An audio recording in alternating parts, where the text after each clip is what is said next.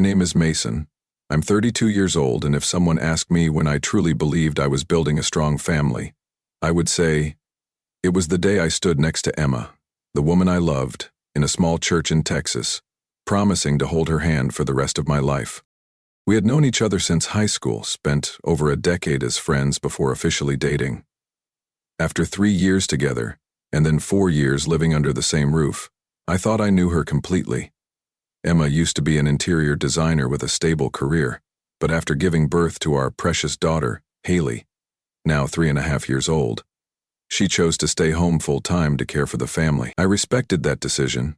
Honestly, I even felt proud to be able to shoulder the financial burden so she could be fully present with our child.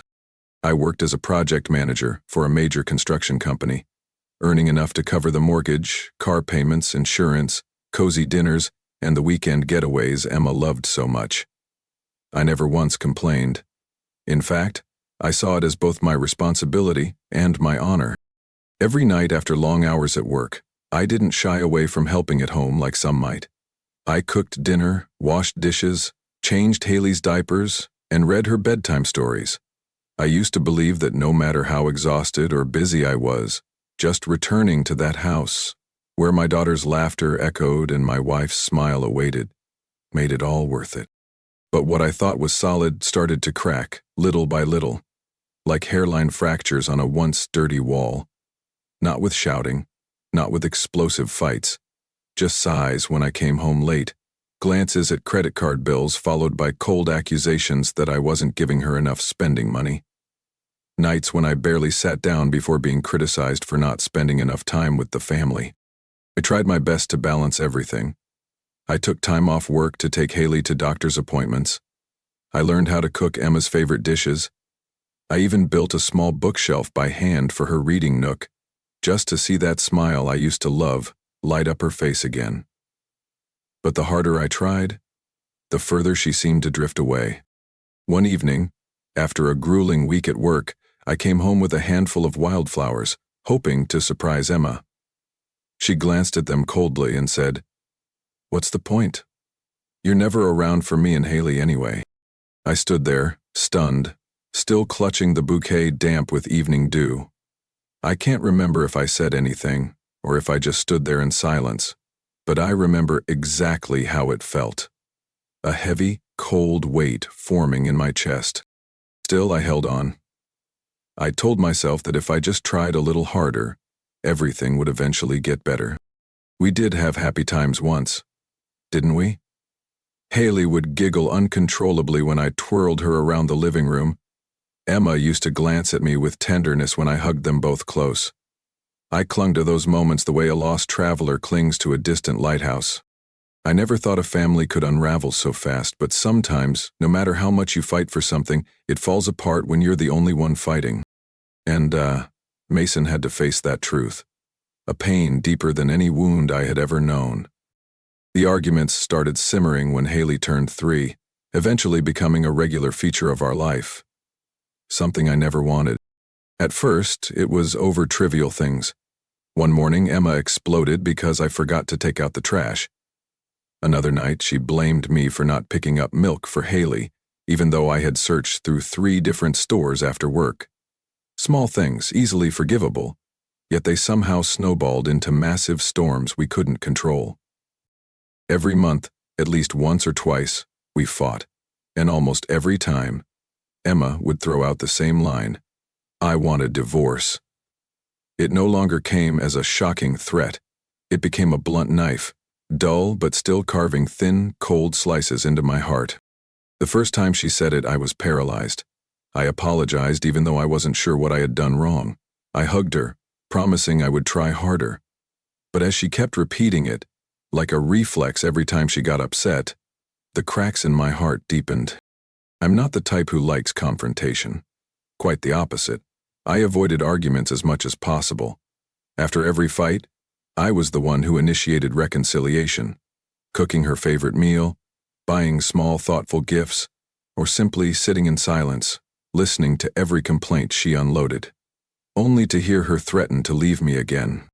There were nights, after Haley had fallen asleep, when I'd sit alone in the dim kitchen light, staring at unwashed dishes, wondering where I had gone wrong.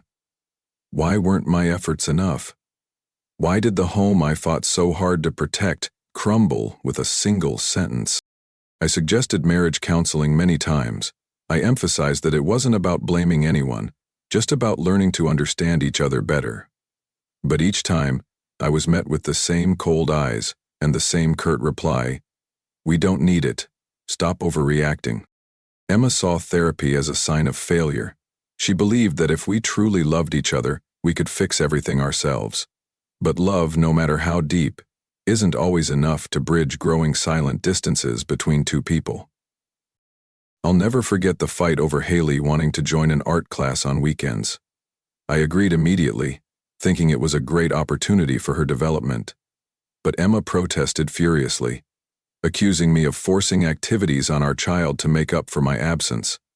That night ended with her ripping off her wedding ring and throwing it onto the kitchen floor, shouting, "I can't stand another day of this. I want a divorce."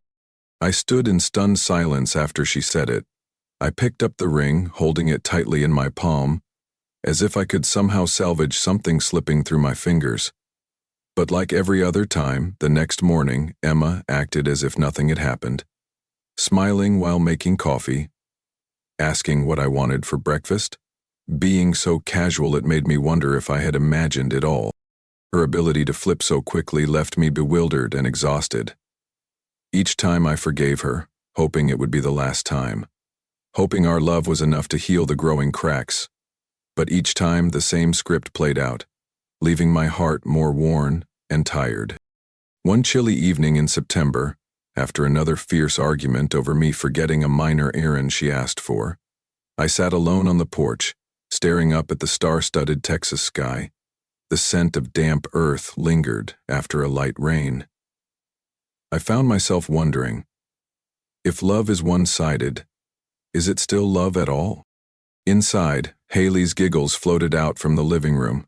She still believed her parents loved each other, like the fairy tales I used to read to her.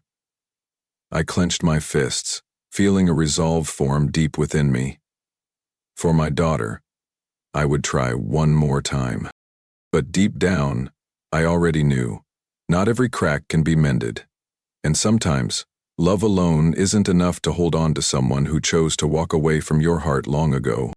That night, I came home later than usual. The new project up north ran longer than expected, and I had called ahead to let Emma know. But when I walked through the door, the heavy smell of burnt food and the suffocating silence of the house greeted me. Emma sat at the kitchen table, arms crossed, eyes as cold as ice. Her phone lay lit up beside her, displaying a budget sheet, full of impulsive spending, clothes, cosmetics, expensive decor pieces I had never even seen. "You abandoned me and Haley for your job," she said, her voice flat but bitter. "You always claim it's for the family. But are you ever really here?" I exhaled deeply, fighting to stay calm. "Emma, I work because of you and Haley. The mortgage, school fees, insurance, everything. Someone has to take care of it. I can't just sit home and expect the bills to pay themselves." But she shot up from her seat, fury blazing in her eyes. "Don't blame me. If you knew how to manage your time, if you actually loved this family, you would have chosen us over your job." I felt something shatter inside me. I don't even remember when I crossed the kitchen floor, only that I stood there, facing the woman I once loved more than anything in this world, and realizing the chasm between us had grown too wide to ever bridge again. "Emma," I said, my voice hoarse, "do you even realize how much money you spend every month on things you never use? Do you remember how many times I suggested we set up a budget, but you just laughed it off and said, 'You handle it, I don't care'?" She let out a cold, bitter laugh. "If you think I'm a burden, then maybe it's best we end this right here. I want a divorce." Her words echoed through the small kitchen, like thunder exploding in the dark, but this time, I didn't beg. I didn't plead. A strange emptiness crept into me, making everything suddenly, brutally clear. I nodded, slow but firm. "All right, if that's what you want." Without another word, I turned away.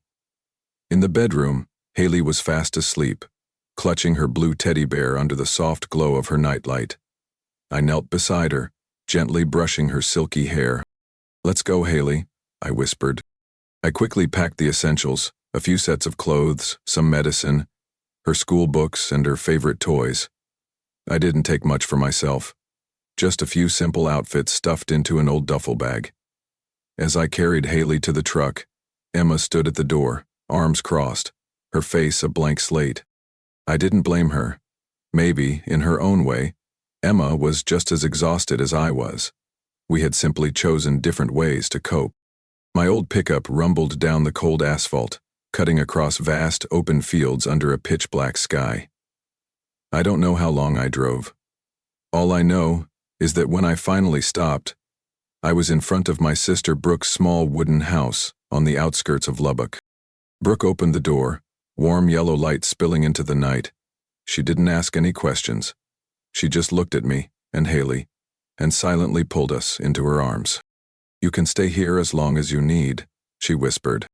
I laid Haley down on the couch, covering her with a light blanket. As I watched her peaceful face in sleep, I felt a single tear slip down my cheek before I even realized it. I knew I had just taken a turn onto a road with no way back. But deep down, I also knew I'd made the right choice. Not just for me, but for Haley, the little girl who deserved a home, not a daily battleground. The Mason standing here today might not be the invincible man he once thought he was. But as a father, I swore I would never let my daughter grow up in a world full of cracks. And this was just the beginning. A brand new chapter was waiting for Haley and me, where every scar would be used to build something stronger and more beautiful. 3 days after leaving home, my phone started ringing nonstop. At first, I kept it on silent, refusing to see Emma's name flashing across the screen. But the messages kept flooding in, line after line, each one striking deeper into my chest. "Mason, I'm sorry. Please answer me. Haley needs you. I need you. I'm willing to go to therapy, to change. Just please don't give up on us." I read every word, feeling my heart being pulled tight between simmering anger and overwhelming sorrow. As much as I hated admitting it, I still loved Emma. Memories came rushing back. Our first picnics, the moment Haley first called me Daddy in her tiny voice. The nights the three of us huddled together under thick blankets, laughing until our sides hurt.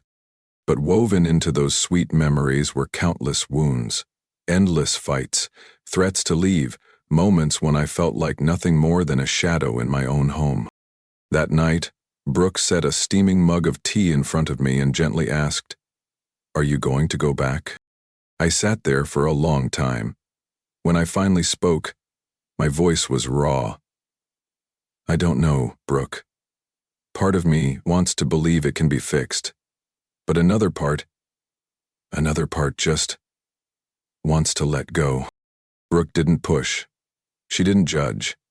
She just sat quietly beside me, a steady presence when my world felt anything but steady.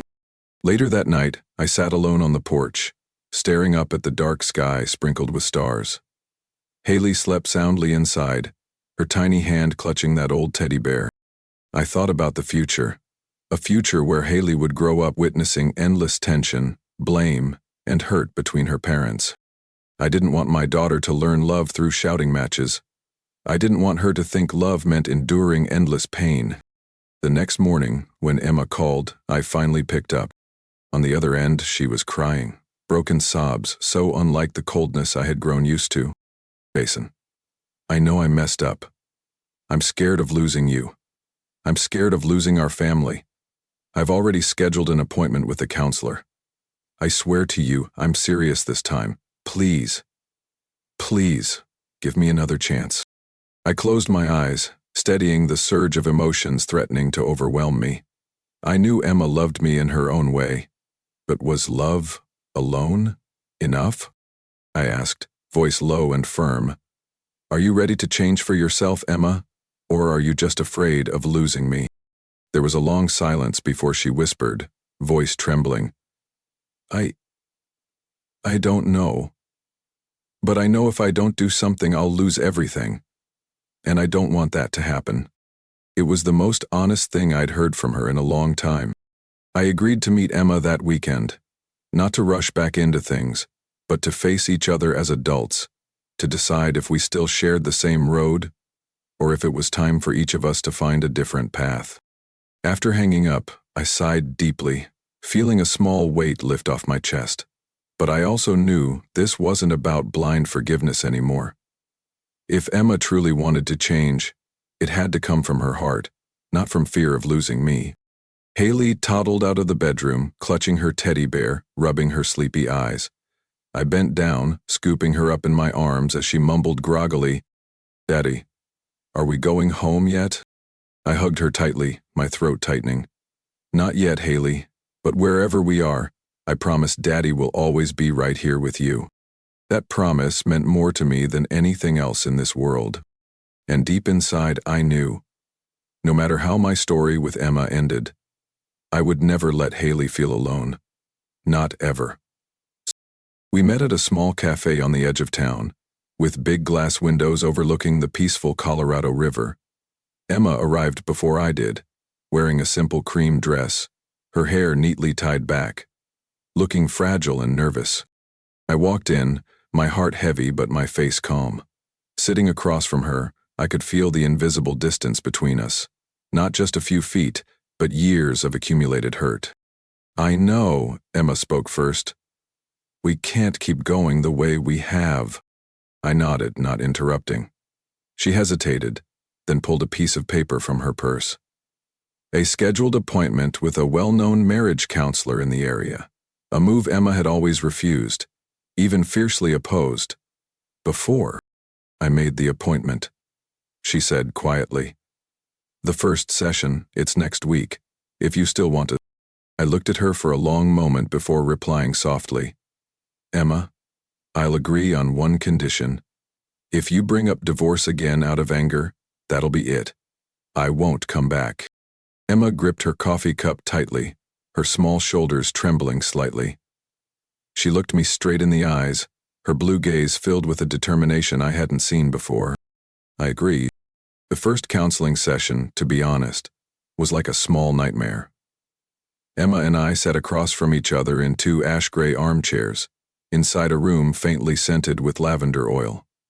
Dr. Ramirez, a middle-aged woman with sharp but kind eyes, forced us to open up, to turn over every hidden resentment, anger, and disappointment we had tried so hard to bury. Sometimes Emma broke down sobbing, talking about how lonely she had felt while I was buried in work. Other times I couldn't hold back my own exhaustion, sharing how I felt like I was carrying everything alone, unseen and unappreciated. I won't say the sessions were easy. Some days we left in a heavy silence, like two exhausted warriors after a long battle. Yet, strangely, there were days when I caught Emma smiling softly at me, a small, fragile smile, like morning mist, giving me the tiniest thread of hope to hold on to. Over time, I saw Emma begin to change. The explosive outbursts stopped. The disdainful glances whenever we disagreed disappeared. One late afternoon at the end of October, Emma came home in a simple navy uniform, her face radiant. She had found a part-time job at a local bookstore, a dream she'd once had in college but had abandoned somewhere along life's busy path.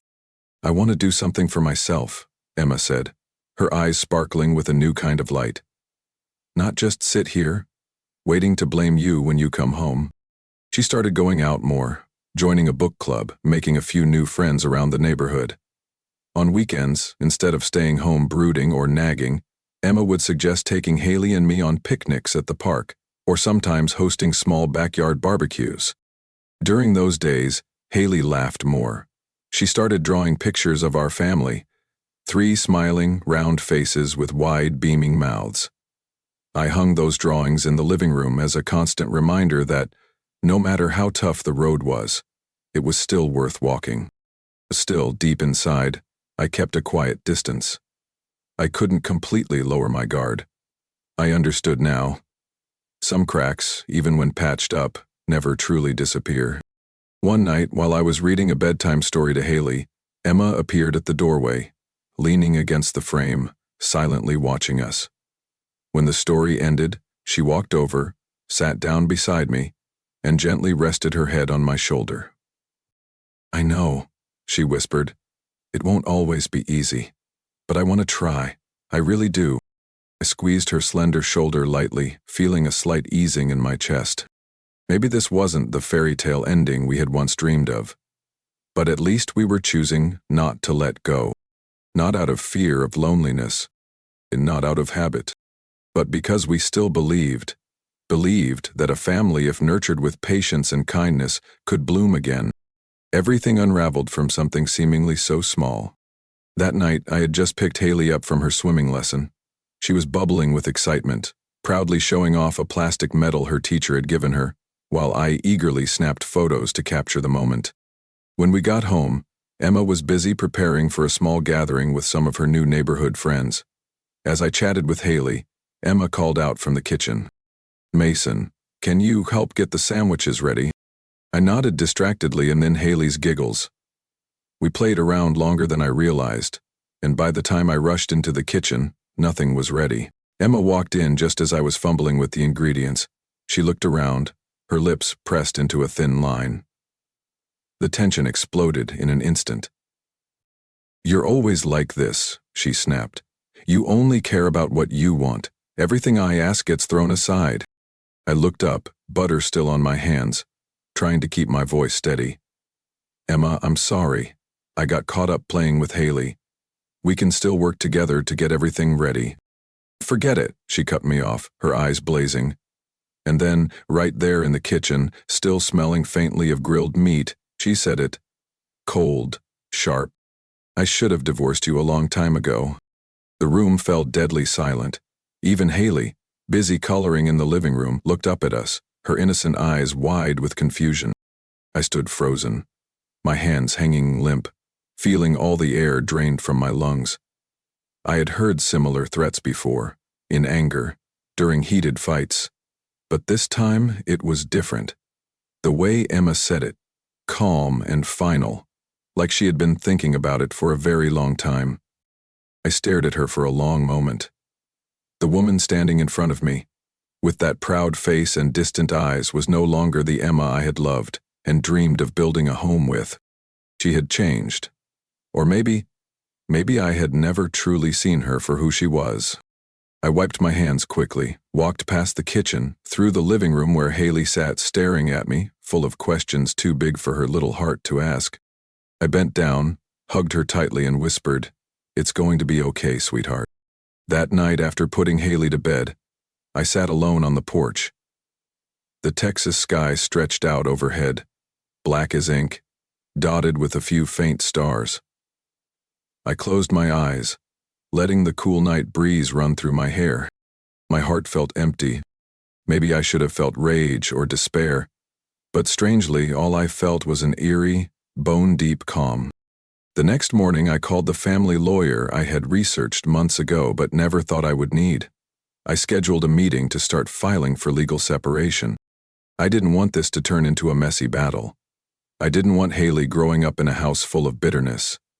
Legal separation, with clear, enforceable terms, was the only way to protect her, and myself. We agreed. During the separation, both of us would share custody of Haley. I would move into a small apartment near downtown, with Haley spending 70% of her time with me.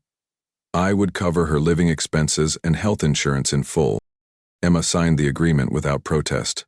Maybe she too felt relief, no longer needing to pretend to hold together a marriage that had long lost its love. The day I packed my things, a light rain fell. Every item I loaded into the truck felt like a piece of old memories. Movie nights, cozy birthdays, whispered promises quietly turning to dust.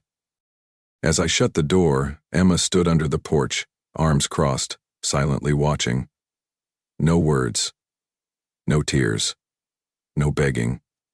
Just an irreversible distance stretched out like the rain-soaked road ahead of me. I started the engine and drove away without looking back. And in that moment, I knew my journey with Emma had truly ended. We had once loved each other deeply, but sometimes love alone isn't enough to make someone stay.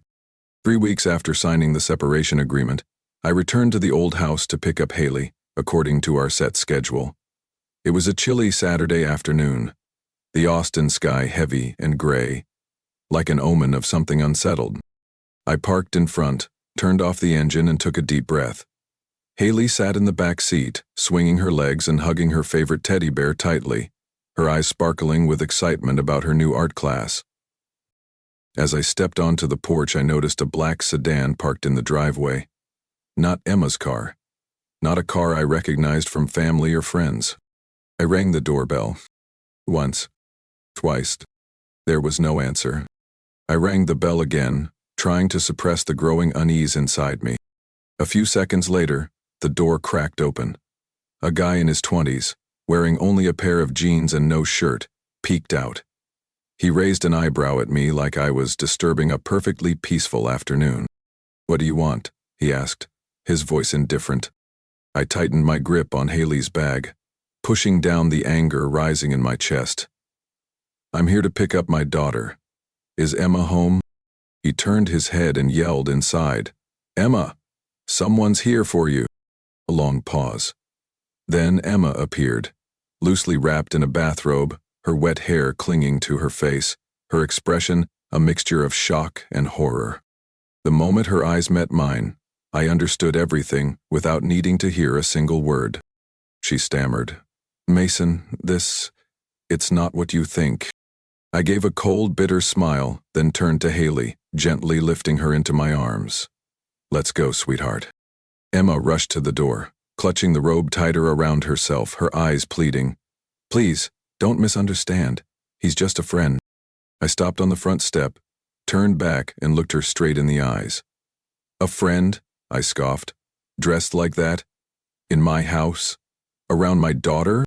She stayed silent, unable to come up with any answer that could make it right. I didn't yell. I didn't throw accusations. The pain ran too deep, leaving only a cold, numbing emptiness inside me. We walked away, leaving Emma frozen in the doorway, the thin fabric of her robe fluttering weakly in the wind. I didn't look back. Not once. On the drive home, Haley chattered about her new drawings, her new friend Sophie from art class, and the fat cat her teacher kept in the classroom. I listened, nodding and smiling, even as a silent storm raged inside me. I couldn't let Haley know what had just happened. I couldn't let the shadows of adult mistakes darken her innocent world. That night, after tucking Haley into bed, I sat alone in the small living room of the apartment I had just rented. The streetlights outside cast a pale yellow glow through the curtains, draping the room in a dull, heavy light. I opened my laptop and pulled up the divorce papers my lawyer had prepared weeks ago. My hand moved over each page slowly, my heart heavy with sorrow. We had agreed clearly in the separation terms. No strangers in the house when Haley was present, no new relationships until the court finalized everything. Emma had broken all of it, took a deep breath, and signed the petition for dissolution of marriage. A move I thought would be agonizing, but instead felt almost strangely peaceful. As the last signature dried, I looked up, feeling like a massive weight had finally been lifted off my chest after years of carrying it. No more struggles, no more second-guessing. Only me and Haley and the road ahead we would walk, just the two of us, hand in hand. I closed my eyes, letting slow, steady breaths pull me toward a fragile kind of dream. A new chapter had truly begun, and this time I swore no one else would define my life ever again. The separation period dragged on slowly, like endless days of cold rain. I kept picking up and dropping off Haley on schedule, trying to keep her life as normal and calm as possible, as if the storm outside had never touched us.